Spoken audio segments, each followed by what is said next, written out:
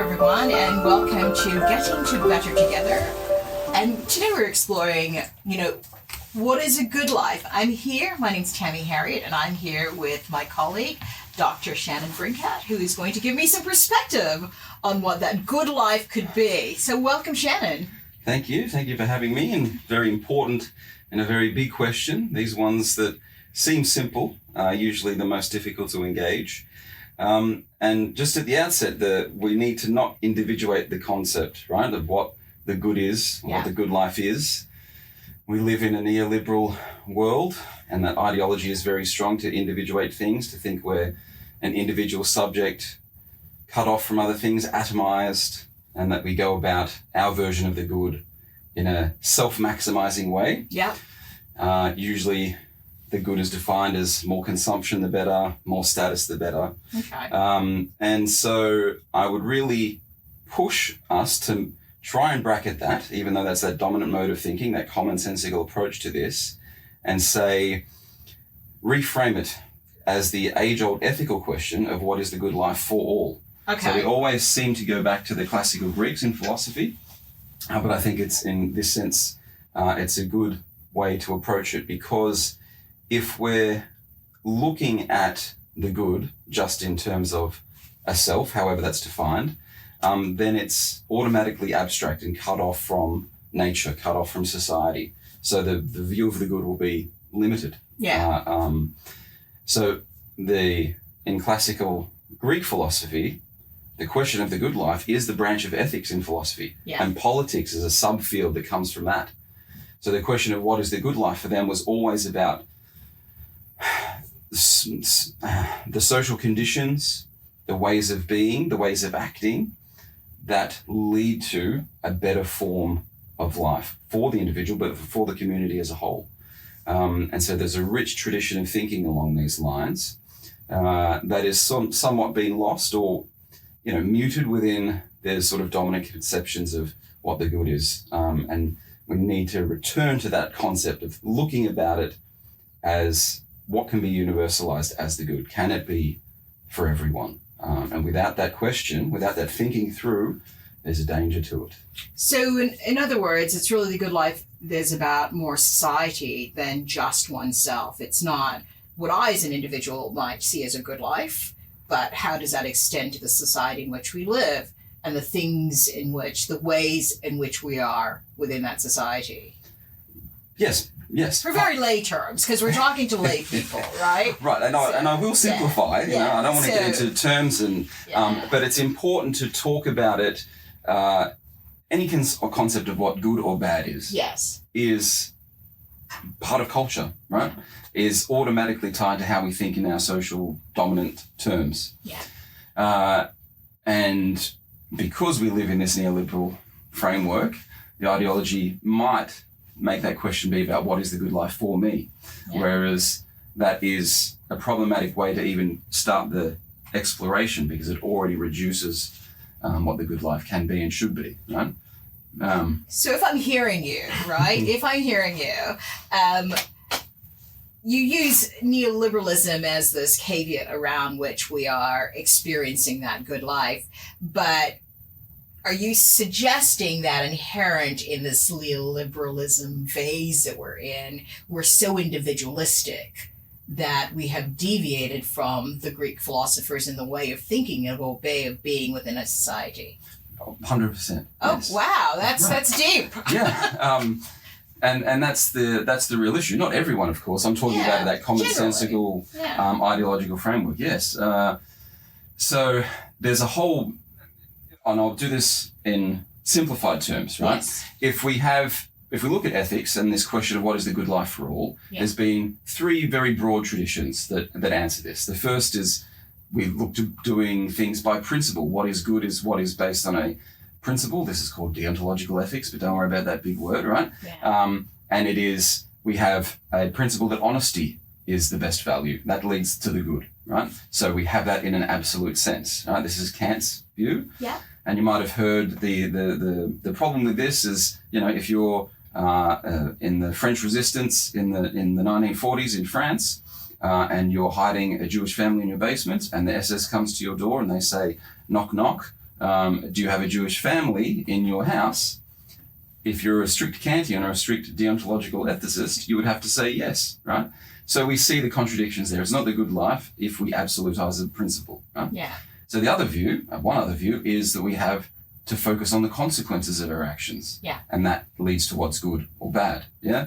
Utilitarians, the greatest good for the greatest number, reduce our sadness, maximize our happiness. These are, I think, well-known sort of principles. But the problem with that view, of course, is that we can have, 50% plus one saying this is good, and then abuse the rights or views of the minority, right? So again, the outcome is contradictory. Yeah. The last version is virtue ethics.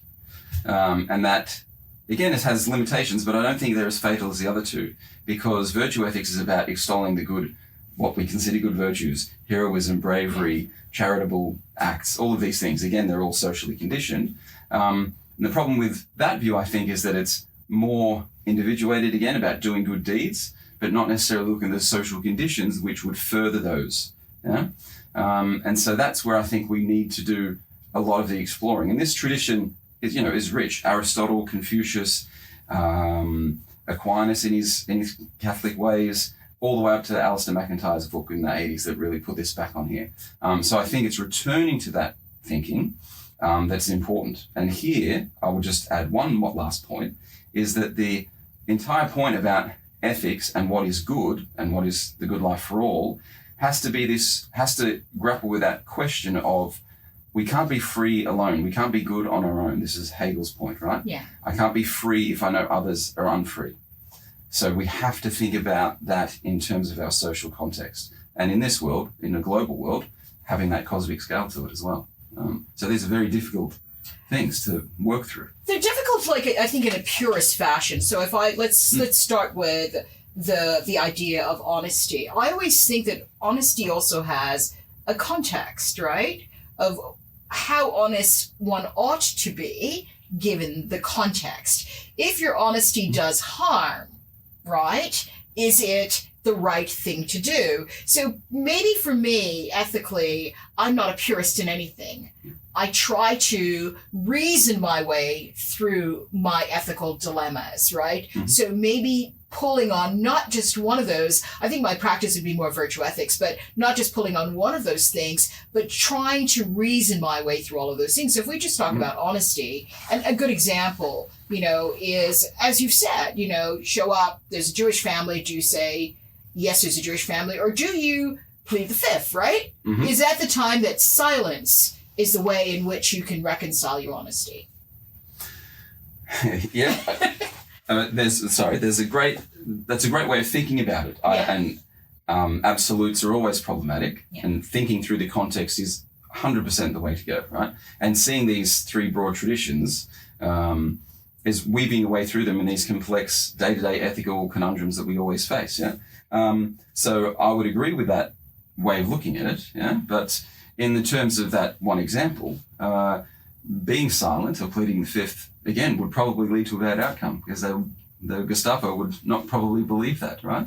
So there's, again, how do you mediate between these decisions, and especially in those, very difficult circumstances.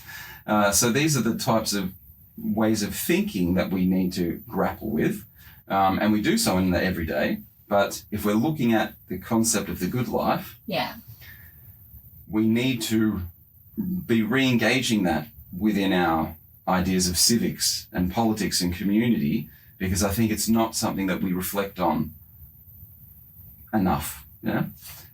Do you think that is because we're so single issue based? Like we're not dealing with a complexity that often is what we're facing in society. Things are not always as simple as they seem, right? There's normally a nuanced complexity to most of the things that we experience in our lives. Do you think that's part of the challenge that we're having, is that we you talk about reductionism. We are such advanced in our state of reductionism that the first thing that comes out is like, let's reduce it down and just simplify it as soon as possible. And maybe there's room to negotiate through that complexity a little bit better than we do from an ethical point of view. Yeah, I think there's many reasons for it. One is, we don't teach philosophy. I mean, most programs are even being cut at the university level. especially I think there's only a handful of high schools in Queensland that teach philosophy. So there's that limit. And we also got rid of civics education. So there is that gap in thinking along these sort of abstract ways of thinking, but which are really important for enriching how we think, but also how we act socially. And also enriching our lives, right? At the end of the day, virtue ethics is about enriching our lives with and through others, right? So I think there's many complicated reasons for why this is more difficult, or why it's been subordinated. The question is, how do we start inculcating that again? Yeah, but the picture you're painting for me is that we're in dire straits here. So it's not, we have to do something. This is not a time for us to just sit back and say the system or the structure is failing us. We, as citizens within our countries, have to take back our own power and to ensure. So it's the discourse that happens in conversation like we're having today. Yeah. We're at least discussing it. How do we get back to that? I'm asking difficult questions because for me that sits at the heart of this good life, right? Yeah. We can conceptualize all the things that are wrong, but unless we find a way to move forward, we all seem stuck. And I fear in an age where advanced technology is thinking for us, right? Mm-hmm.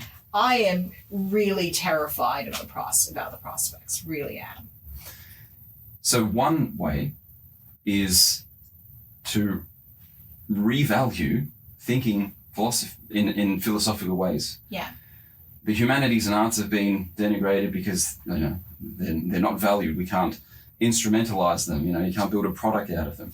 And so this is why we're seeing attacks on the humanities, because it doesn't fit within that capitalist paradigm. But as you see, technology without that humanist dimension, without taking into account nature and long-term changes and what we need as a species in the future, is rather cold and problematic. Right? Yeah. So we need to start building these philosophical considerations or humanist principles or post-humanist principles within the very foundations of how we do science and what we produce with it, because otherwise it will be this alienating system that we're moving towards, right? AI is a case in point. It could be a wonderful help and a wonderful thing for human creativity, but given the parameters and the social conditions in which it's in the university system, it's leading to problematic assessments, copying of other people's work in the commercial world as well. So all of these things wouldn't necessarily be that way if we could think through technology in a more philosophical sense, but also in a more socially aware, dare I say, socialist sense. So I'm a student of globalization. When I studied political science and trade and development, was during the period where globalization was just starting to uncover itself, outsourcing, specialization, all those terms. And in principle, I signed on to all of those things. In practice, it became something very different because it became about these competing interests. So if we think about the good life, right? The good life is about coming together for, the greater good, right? Thinking about the consequences not as an individual consequences, but a more societal consequence. How do we get back to that? Is it just that we need to change and reform our education system, or is there something about our politics here that we've just gone, askew?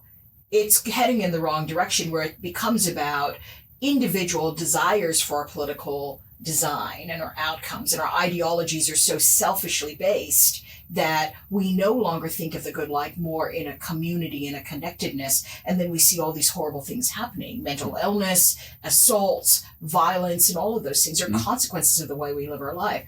How do we deal with this? What's the first step? Well, I always come back to the simple one, and that's dialogue, right? Okay. The simple meeting of minds in a genuine way, not try to win a debate or a discussion, but to just understand on the other person's terms is a key way, right? And it sounds as simple as it is, but the benefits are huge.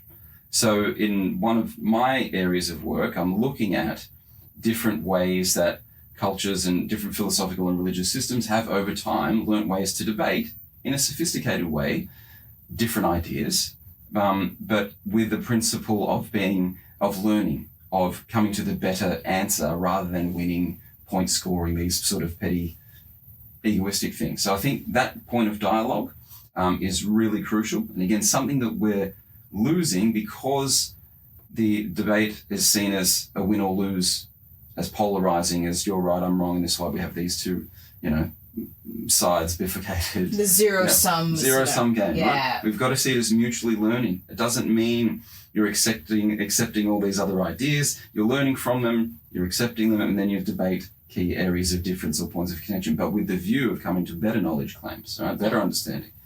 So I think that's one key way of doing it. And sort of what you described with your own journey, moving into various fields, is that Renaissance approach, Renaissance person, master of all areas. And that sort of is not seen as productive within this neoliberal late capitalist framework, right? You have to specialize to be employable in all these other issues, right? So, and learning has become part of that process as well. It's seen as vocationally driven. What can I do to get a job? We have lost that part of higher education as being enriching your entire life by doing a course in, one of your electives can be in something that you know nothing about, right? Which is my whole education journey. Right. I took architecture. Right? Yeah. I took philosophy. I took religion. Yeah. It was this mishmash of things that have been so useful throughout my career. Yeah. Right? So the idea, where are we getting this information from that's making it into this only specialized knowledge is important? Well, we can have a look at how courses are being cut, streamlined, electives are being reduced. So there's really no place that I can think of where you could do such a variegated courses, across electives, right? So the university system, because of resource pressures and all that, is restricting those choices, right? More and more. So that's exactly what I'm talking about. The structures of capitalism, resource scarcity and competition mean a reduction in learning potentials, right? Not just to mention the meta approach to it in terms of, learning as vocation rather than for learning for your own development, enriching your life. Yeah? So this is why we have to take on those political, social, and economic structures, because that's where the power is, that's where the decision is. Yeah? So it's a big question, right? Yeah. So do you think students should demand more? Is it this generation has to demand more from us? Because I almost think like generations of the past have been certainly more vocal about their demands, whereas I'm not quite sure for this generation whether or not employment is the only thing they're seeking, right? I find it very difficult to see employment as the outcome because you don't control it. You have limited control. It's hyper competitive at the moment, and we need to create employment to some degree. Largely, a lot of younger people have to create their own employment. So should they be demanding something different from us? I think so, 100%, right? And I think they are becoming more and more vocal because they're seeing the inequities of the system and what's likely going to be their future world, environmentally, economically. But the case in point is, as you say, right, they have to make their employment. They're out there marketing themselves and being in this entrepreneurial framework. Previous generations, the boomers, for example, they were almost guaranteed full employment, right? The 50s, they'd go into work, one income could run a whole household. That is long gone, right? So the pressures on the next generations, we're working more and more, not less and less over generations. Why is that? There's less economic sharing across the classes. The middle class is getting squeezed, but it's not the 1% that are shrinking, it's the bottom part, right? Yeah. So, yes, the new generations, Alpha and Z, it is very much a world that they have to fight for. Yeah. But I always say a better world is possible, right? And I think they're very aware. What they are very circumspect about is existing power structures that they can actually articulate that successfully through. That's where I think they're right to be skeptical. But it also gives me hope seeing, university protests, a lot of climate issues and activity around there. So there is a politicization there, but I think it needs to go more, and it needs to be more effectively done. And I think it needs to be organized across issues rather than having, there's a climate issue, there's a gender issue, there needs to be that an organized approach to it.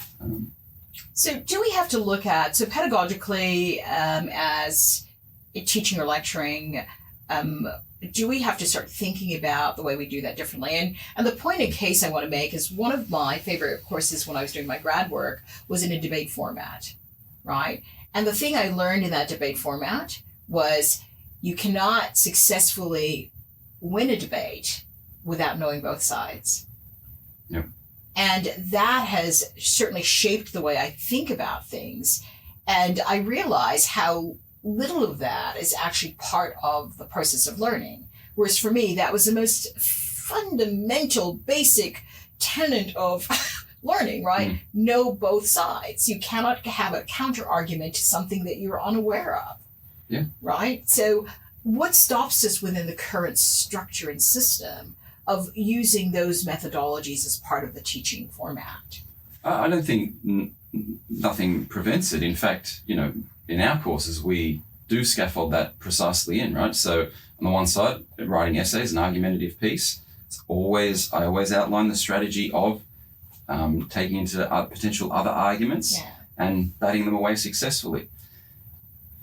Over the course of the 3 years, and where we look at our 300 level course, INT 335, where we look at theory, we do active debates along those lines because students have learnt knowledge of the different political ideas, more in-country knowledge, understanding globalization. They have those concepts and examples under hat, and then we start talking about, well, here's a theory that explains the world in this way, here's a theory that explains it in this way. How would you debate them? What is the better explanatory framework? What is the better framework for transforming the world? What are their different interests? And having debates along those ones. And we have those debates typically in every one of those classes at that third year level. So it is present, and I'm pretty sure there'd be many other of the programs that have some level of that. So there's nothing preventing it. And I think it's still a key pedagogical tool. And it's a great way because it's active learning at the same time. And taking into account and using dialogue, right? Yeah. But in that more sophisticated fashion. So I still think, the Socratic dialogue is, it's been around for a long time, and that's why, right? So do you think online learning is going to change it? So I find personally, like, I have to do meetings by Teams and Zoom. I don't like it.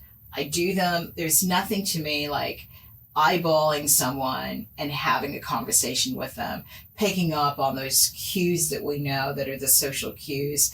I get more out of that, and I'm a very personal, touchy-feely kind of person that I need that in my environment. As I see us having these distant relationships, could that be an explanation for why we're so individualized? And not, because we don't see the suffering necessarily. It's a little bit distant.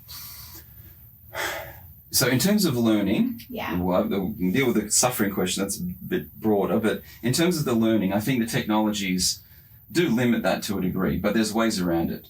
Learned a lot during the COVID years about how to use these technologies well. And so how I would do debate activities, it's still possible.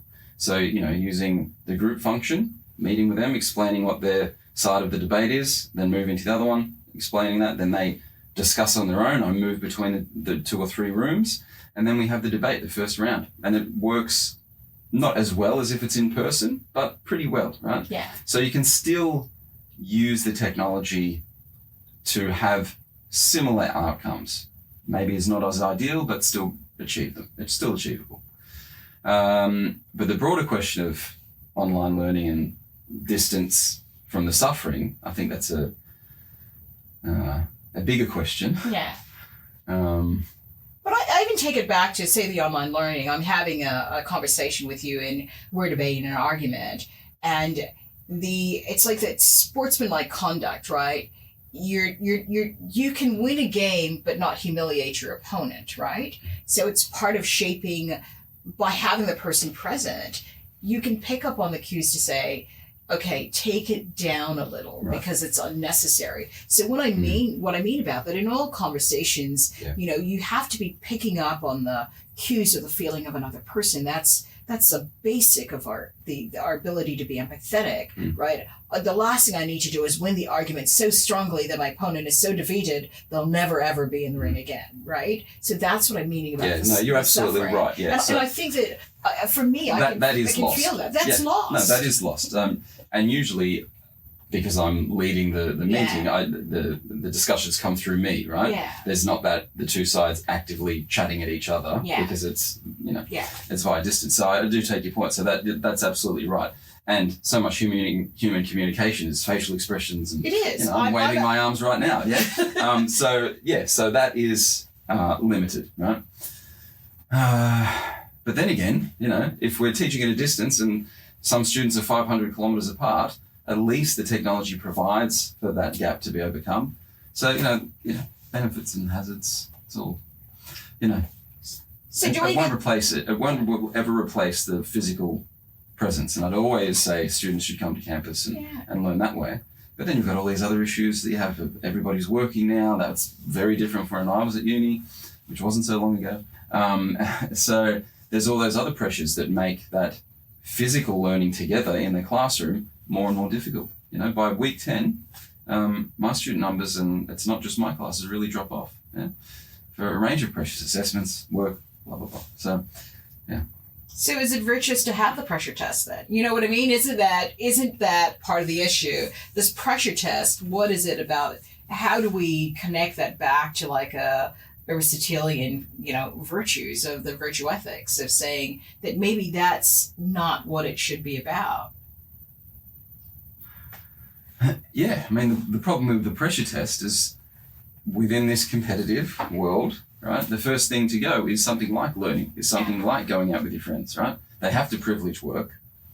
So then that hierarchy of needs, if you want to fall into that, that's usually the first thing to go is going to class, right? They'll privilege doing their essays or working. So again, this leads us always back to these wider social economic structures, and this is why I focus so much on that as being the primary cause for all these symptoms that we're listing. Yeah. And without putting that into the frame, then we're dealing with symptoms rather than not the problem.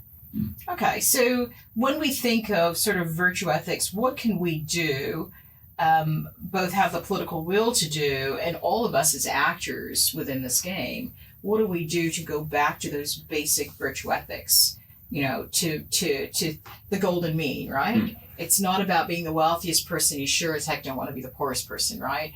But it's what's that sweet spot, the golden mean, and how do we get that more as a part of the aspiration of the society versus, I think there was a recent survey of American young people that the two things that they wanted was to be rich and famous. Didn't say how they were going to contribute.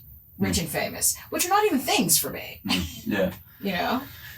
So I think the first step with virtue ethics is being self-reflexive, right? Reflecting on yourself, your positionality. This is why I think intersectional analysis is a great way to start thinking through those things. But to self-reflect generally, what would you consider a virtuous aspect, right? Why? And digging into that a little deeper, people that want to be rich and famous, why, right?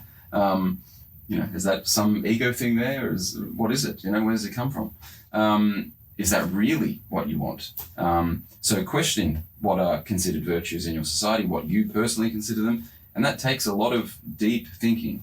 And again, not many people have the time to do that, but it's great, and I think necessary for that to come about.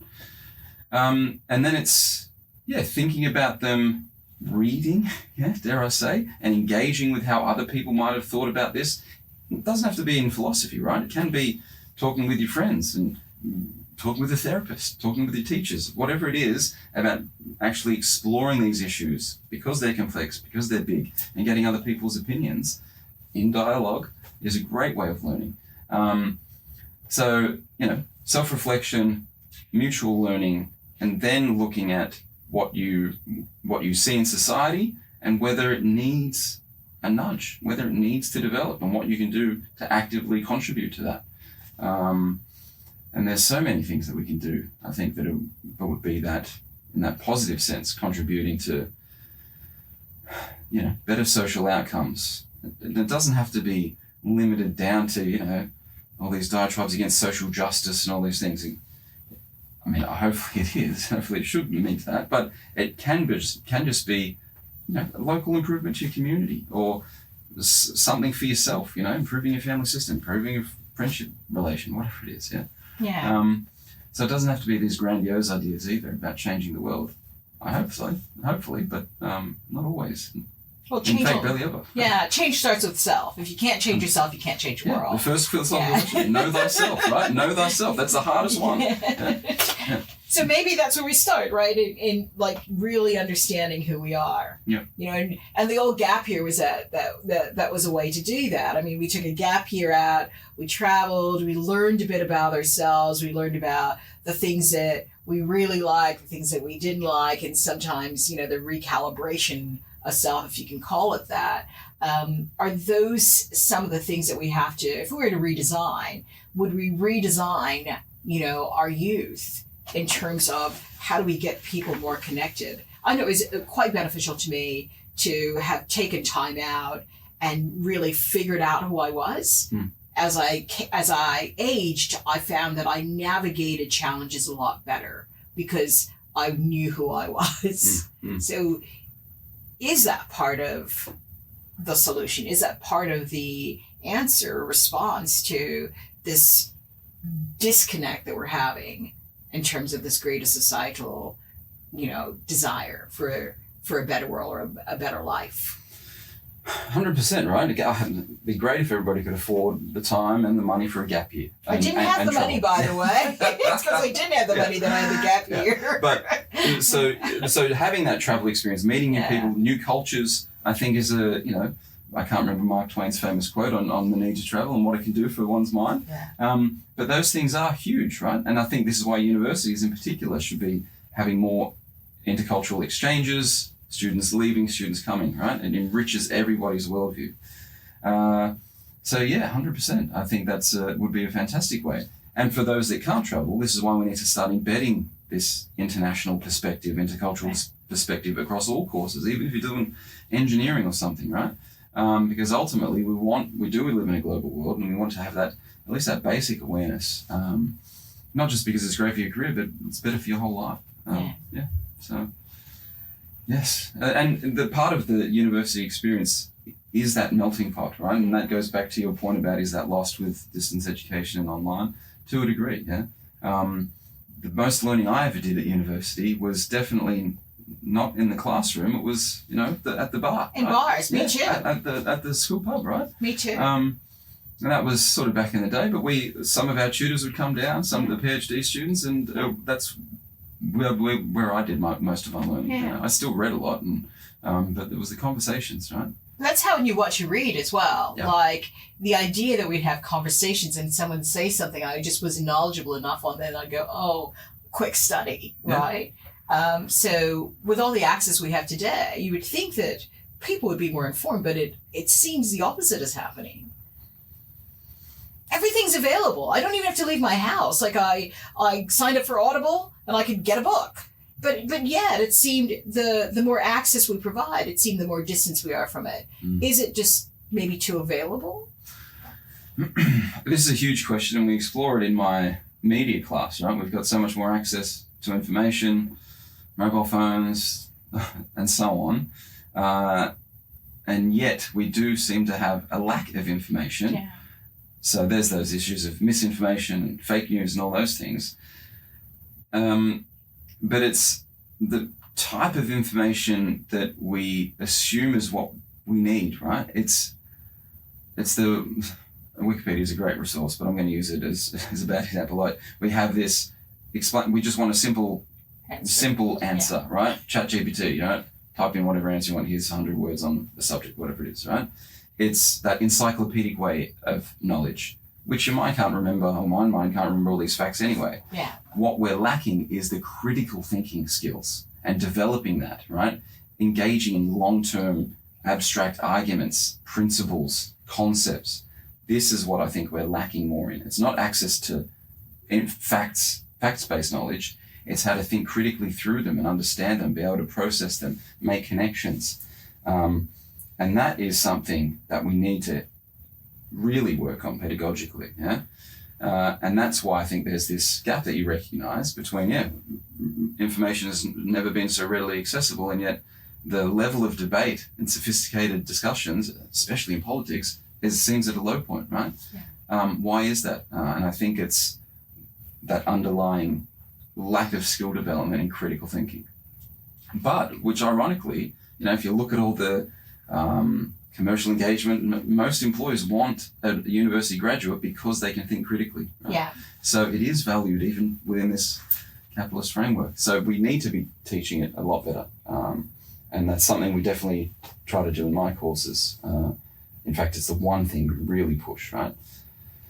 But it's difficult to begin that journey, especially because there could be more emphasis on that in high school. I think it's still too much focused on these exams, getting through, and it's this memorizing, learning, and getting stats for the school, right? Yeah. It's not about this long-term development of how you think, right? It's fact-based, and that's the issue. So do we get away with all of those things? Do we just say that the metric that we use, like I think a lot of the metric they're quantitative, not qualitative, right?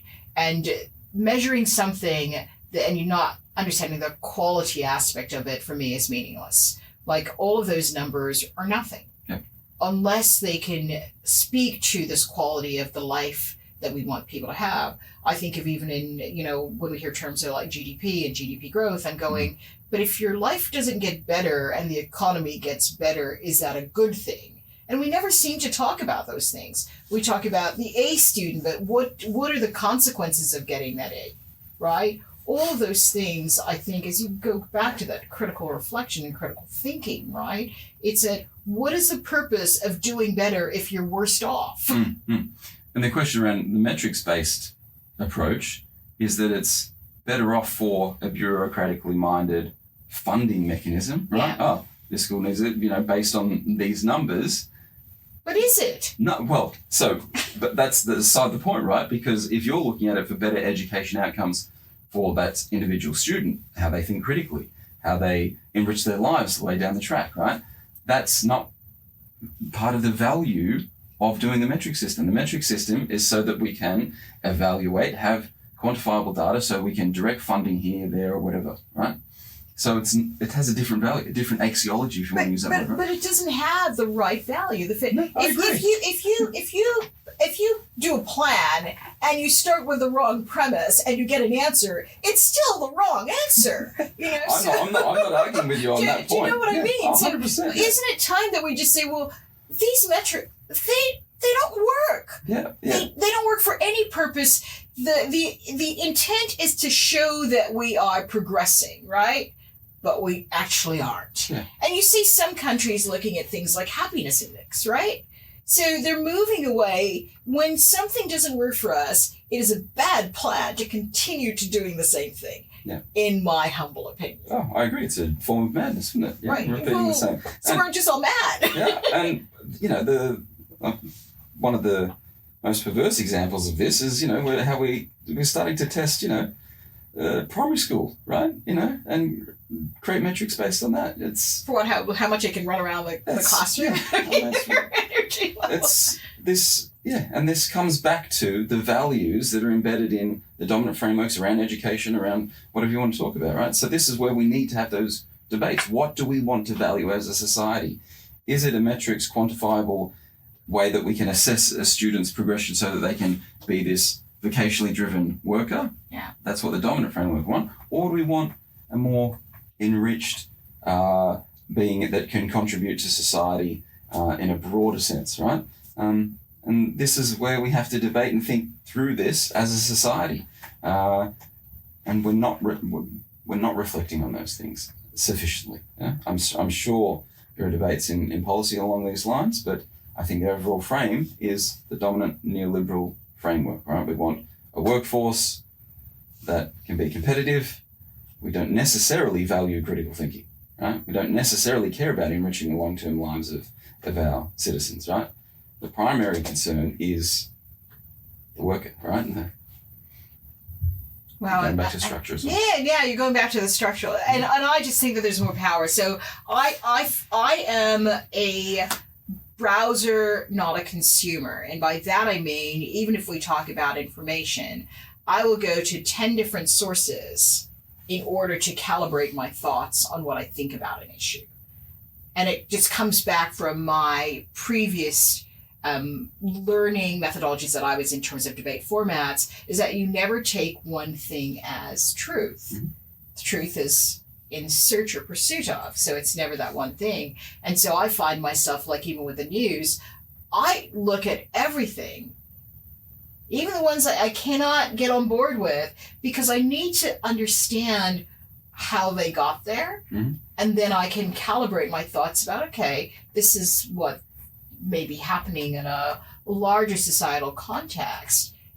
But I browse, I don't consume. So I find myself as a browser, not a consumer. Yeah, I think that's a good strategy to have, and something that I advocate early on in my media class. And I was just talking about this last night. We were presenting on the Gaza crisis and the need to do lateral reading, right? So we know nearly every source of news that has a bias. Yeah. If there's a story, I strongly advocate, if you have the time and the interest and the ability to do so, do lateral reading. Find the same story and how it's covered by the BBC, CNN, Fox, Haaretz, Al Jazeera, right? And there you can gain as much as you can, right? Yeah. And somewhere is not the truth, but the most accurate depiction that you'll find, right? So that is a key strategy. Media literacy. We need to have this in schools, right? Especially how they're bombarded with misinformation. Being able to pick what's a good source, to identify ideological bias or, all of these things. People don't innately have these, but they can be taught. And that's why we need to have these sort of discussions embedded in our curriculums, right? And I think as time goes by and we see increasing polarization, the difficulties the US is having, in part, this could be addressed if we had more media literacy, right? And it's not just for young people, it's for the old as well, right? Fox News, Sky News here, being able to discern that this is an ideological position, as opposed to strictly being news. And if you're fine, you can consume that if you want, if that's your opinion, but being able to dissect that as an opinion, is the critical thinking that we need, right? And these are tools that we should be learning. Yeah. I haven't had news for a long time because news isn't biased and everything is biased at the moment. So I don't know what news looks like. I don't. It's been years since I can say I've actually had news, right? What I have is biased opinions about what was happening in our society, but I accept it as that. Mm-hmm. And that's why it's necessary for me to browse. Yep. Right? I think that's a good skeptical position. I'm as cynical as can be. I wouldn't say it's cynical. I think it's skeptical. Right? It's a smart way of realizing that these sources are biased. The best thing I can do is to read all of them and have some position within that, right? But I've got what you call positive cynicism, right? I want to get to the positive side, so I'm as cynical as I can about along the way to get to positivity. It's not a bad term. I think it's a great thing because I'm a positive person, but I look at things with cynicism, right, and go, ooh, kind of things. But that helps me to sort of and truthfully, that is because I've lived and traveled as much as I have. I don't think I would be this way had I not been exposed to so many different cultures, so many different places at which I was never in the majority. Mm-hmm. So I have that minority perspective all the time that maybe I am not right. And that has helped me, I think, in terms of understanding. And like you say, the good life for me is like, I've seen the good life everywhere I've been and it all looks so different. Yeah, yeah. Key point that you just used the term doubt, right? Yeah. This is a wonderful place to be in, and most people are uncomfortable with it, but it's the best place for learning. It's the best place for engaging. And I think we should all be in doubt. Whenever you're certain, I feel I've been studying these things for years, right? And I wouldn't say I'm certain about anything that I've been reading, right? Or that I know, a theorist or whatever, right? So being in doubt shouldn't be something we try to ward off, right? To reach certainty.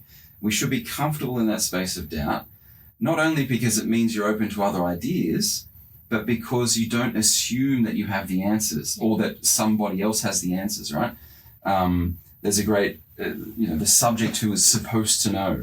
We can talk about this another time. This is this Lacanian idea, right? And it's when we reach that point that we realize that who we've been reading or idealizing is limited, the parental figure, whoever it is, and we're the ones that need to know, or on our own terms. That's a great position to be in, but always maintaining that position of doubt, so that you always might be, I might need to learn a bit more or take on this account or whatever.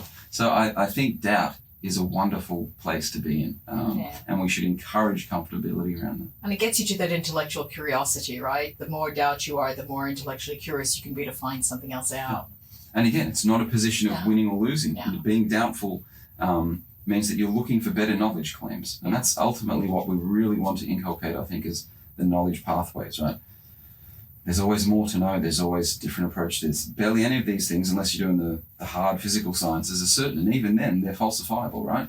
So everything is in doubt. Right? And we can talk about this to the cows come home, because that's one of my books about on dialectics. It's all about thinking questions that are in doubt. Yeah, that's good. So if we can reimagine the good life, what is the last thing you want to leave us with here? What's it? What is it? In pursuit of the good life, what should we be doing? Well, I quite like your idea of this optimistic cynicism, right? We can talk about that again. But I think the key point is that we need to return to the social, right? Quickly. And it needs to be in regards to thinking about our relations with each other and internally to ourselves, but with nature as well, right? There's this philosophy of internal relations idea, right? We have this view that we're atomized, that we're just ourselves, and this is very problematic historically, but also in terms of ecology. So I think returning or having a way of thinking that reflects on our relations, our inherent relations with everything else, is something that we can do instantaneously, and that will have profound effects leading towards, hopefully, a better future, right? And that's something that I think is within everybody's power to do. Yeah. And my last words are, a win is a compromise. And it's the way I've shaped my entire life, that I'm winning when I'm compromising, because it means that somebody else can share in the win with me. And I hope that might work for some people, but for me, it's like if I'm 100% getting everything I want, I know someone isn't getting what they want, and that bothers me to some degree. And I know that there's always a problem when that happens. So I've learned over time that I must be willing to give up something if win, and I even hate the word, right? But if win is the thing that I want to do, I've got to come back to. And that ends the zero-sum game, doesn't it? It shares the power, right? It shares the power. Well, thank you very much, Shannon, for joining me. Thanks for having me. And I hope to see you guys again very soon. And we'll keep exploring this idea of the good life. Back to community connectedness, belonging, understanding oneself, and let's say the future holds very positive things.